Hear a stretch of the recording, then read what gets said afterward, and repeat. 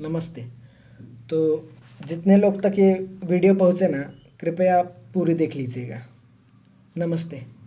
हमारा नाम है मुकुंद मिश्रा। हम मुंबई के आईसीएसटी कॉलेज के इंजीनियरिंग के दूसरे साल में हैं। यहाँ पर पनवेल में एज ए पेइंग गेस्ट रहते हैं। और मतलब ये हमारे ज़िंदगी का फर्स्ट वीडियो है। मतलब 19 बार रीटेक दे चुके हैं, ज़रा कॉन्फिडेंस ला रहे थे। वैसे हम यूपी से हैं। यूपी के जौनपुर ज़िले में हमारा गांव है। और हमारे पिताजी मनोहर लाल मिश्रा हमारे गांव की पाठशाला के हेडमास्टर, मतलब गांव के सबसे पढ़े लिखे आदमी। अब हमारे पिताजी ना हमें भी खुद की तरह ऐसा पढ़ा लिखा नवाब बनाना चाहते थे, इसलिए यहाँ भेज दिए। अब बचपन में ना हम फैन देखकर बोले थे कि बड़े होकर हम मशीन बनाएंगे। अब साला छोटे बच्चे को थोड़ी पता होता है कि उसको सिर्फ मशीन बनाने के लिए MIT, EIT, BITSAT, JEE main, JEE advance ये सब देना पड़ता है। अब छोटा बच्चा था, गलती से बोल दिया। अब उसी गलती की सज़ा हम रोज़ ही काट रहे हैं। उसके बाद ना हमारे पिताजी हमको रोज़ सुबह कहते, उठ जाओ हमारे मैकेनिकल इंजीनियर, हमें गांव का कल बदलना है। पूरे गांव में ढिंडोरा पिटवा दिए थे कि हमारा बच्चा इस गांव का फर्स्ट इंजीनियर बनेगा। अब साला इस मोड़ पे पहुंच गए थे ना कि हम मना भी नहीं कर सकते थे कि पिताजी हमको इंजीनियरिंग नहीं करना। मतलब पिताजी की इज्जत चली जाती थी। हमको हमको क्रिकेट बहुत अच्छा लगता था। कहीं और ज़्यादा अच्छा ना लगने लगे इसलिए छोड़ दिए। उसके बाद हमारे पिताजी हमसे कहे कि बेटा अगर ज़िंदगी में तरक्की करनी है ना तो ये गांव के दोस्तों के साथ घूमना फिरना ये बंद कर दो।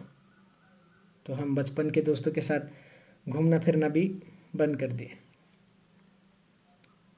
हमको याद है हम 10वीं का पड़ाव बहुत ही ज़ोर से पार किए थे। मतलब पूरे ज़िले में 7वें आए थे हम। और इनाम के तौर पर हमें पिताजी ये सैमसंग का फ़ोन दे दिए। हमसे कहे कि बेटा जब मैकेनिकल इंजीनियर बनोगे तब टच स्क्रीन वाला दिलाएंगे। अब जब साला मैकेनिकल इंजीनियर बनेंगे तब इनसे थोड़ी ना मांगेंगे फ़ोन।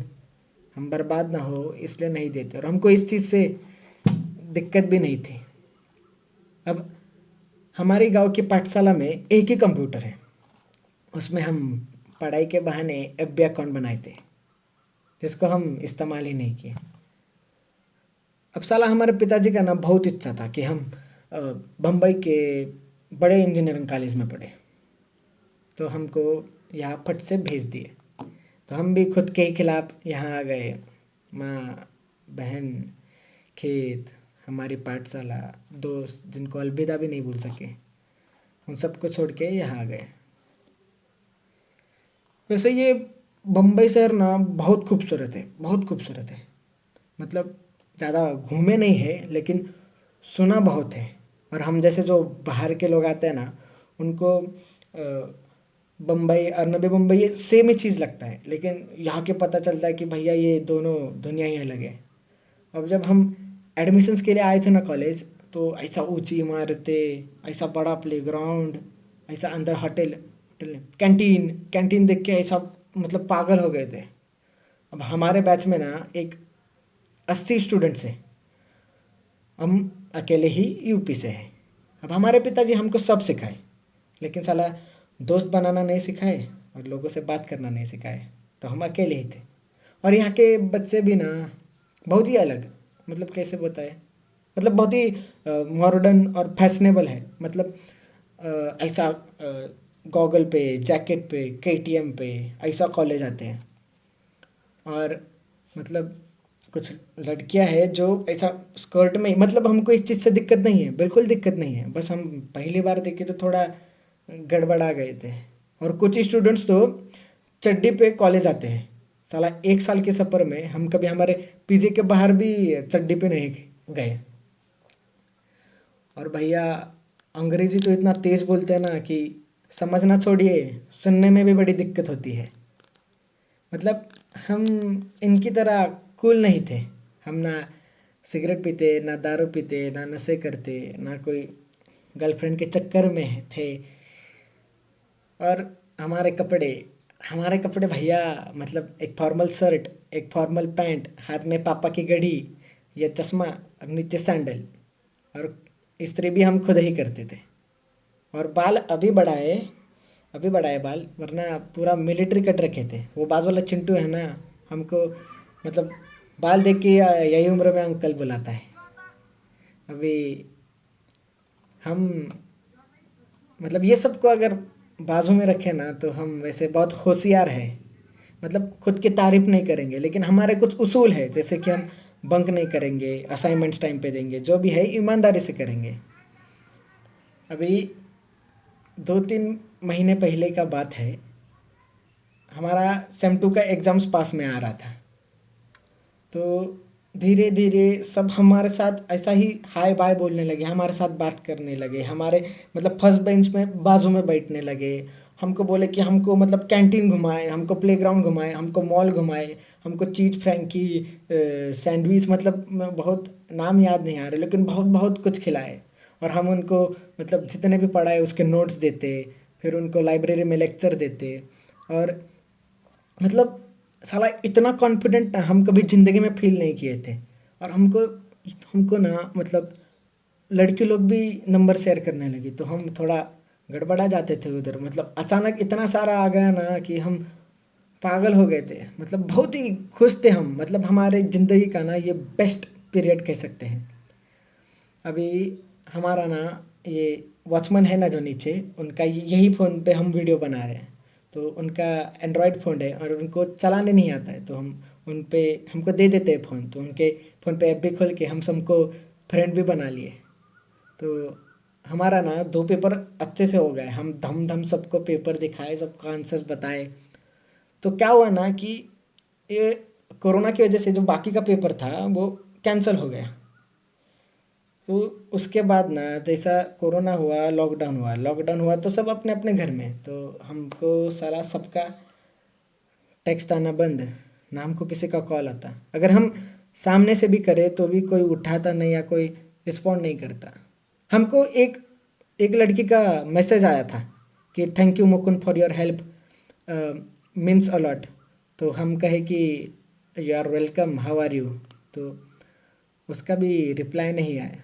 हम सोचे कि हम ऐसा क्या कर दिए, कुछ गलत बोल दिए क्या किसी को।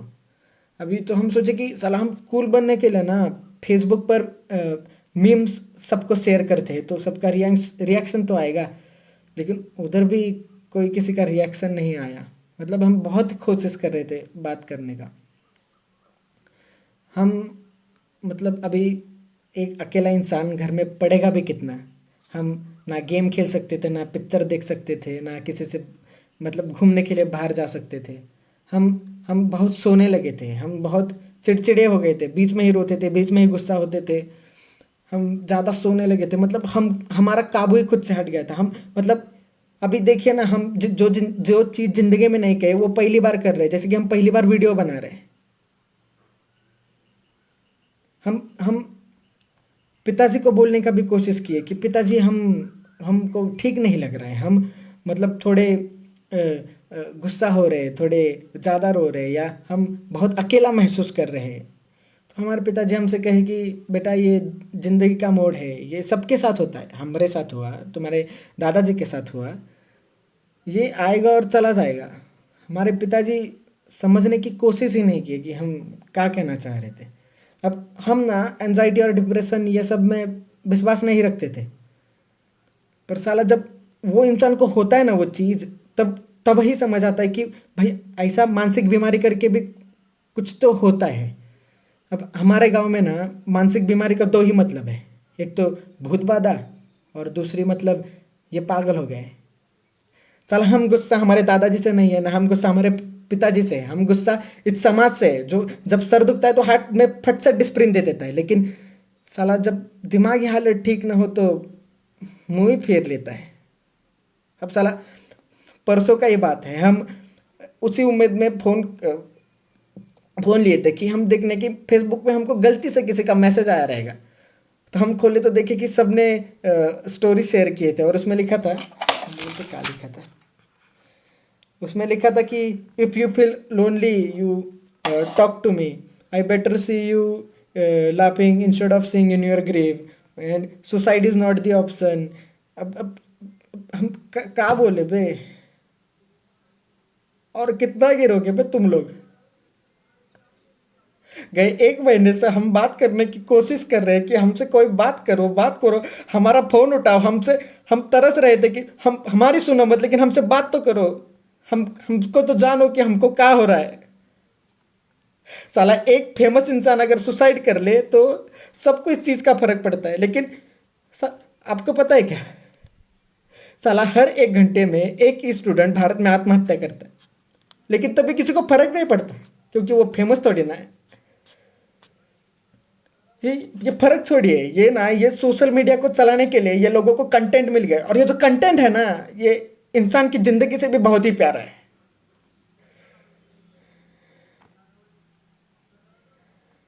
अभी 2-3 हफ्ते और गए ना, किसी को कुछ फर्क नहीं पड़ेगा, क्या एंजाइटी और क्या डिप्रेशन।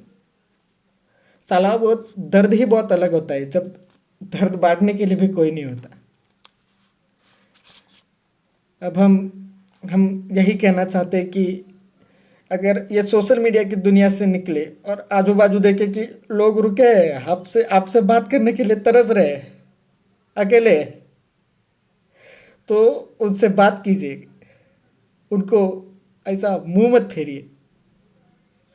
अगर ये बोलते वक्त हम किसी का दिल दुखाए रहेंगे तो माफ कर दीजिएगा, हमारा उद्देश्य नहीं था। हमको सुनने के लिए आपका बहुत सारा शुक्रिया, धन्यवाद।